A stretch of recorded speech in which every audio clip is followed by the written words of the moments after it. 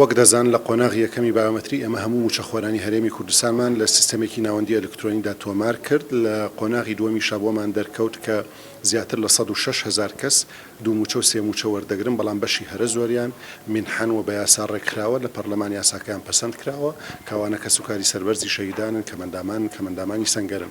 جگە لەمانە لەو 106,000 کەسە 16,505 کەسیان دوو موچە و سێ موچەی نایاساین. بۆیە لە کۆبوونەوەی دووەمی لیژنەی باڵای بایۆمەتری بە سەرپەرشتی بەڕێز خوبات تاڵەبانی بڕیارماندا ئەو موچانەیان ئەو 16,505 کەسە موچەکانیان ڕابگیرێت، لە دابشکردنی موچەی داهاتوو موچەکانیان ڕائگیرێت و ماوەی مانگێکیشیان بۆ دیاری کراوە بۆ ئەوەی تانە بدەن لە بڕیارەکە و دیراسی تانەکانیان نەکرێت ئەو کاتەکە تا چەنە یاساین یاخود نایاساین. و لە قۆناغی دووەمی ئەم بڕیارە دەین لەوەی کە موچەکانیان ڕابگیرێت ببڕدرێت.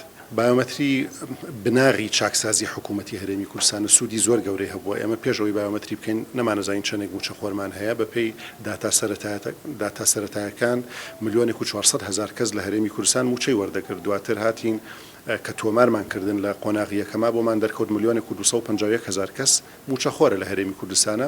بۆیە هەر لەو قۆناغی یەکەما زیاتر لە 50,000 کەس کەم کرایەوە کە خۆیان نەچوون خۆیان تۆمارە بکەن. هەڵبەت ئەیانزانی کە موچەکەیان نایاساییە لە شوێنێکە بۆیە خۆیان تۆمار نەکردووە. لە قۆناغی دووەمی شەنگاوی تریشمان هەیە جگەل لەم ڕاگررتنی موچەی ئەوانە و یەکلاکردنەوەی دوو موچە و سێ موچەی نایاسایی.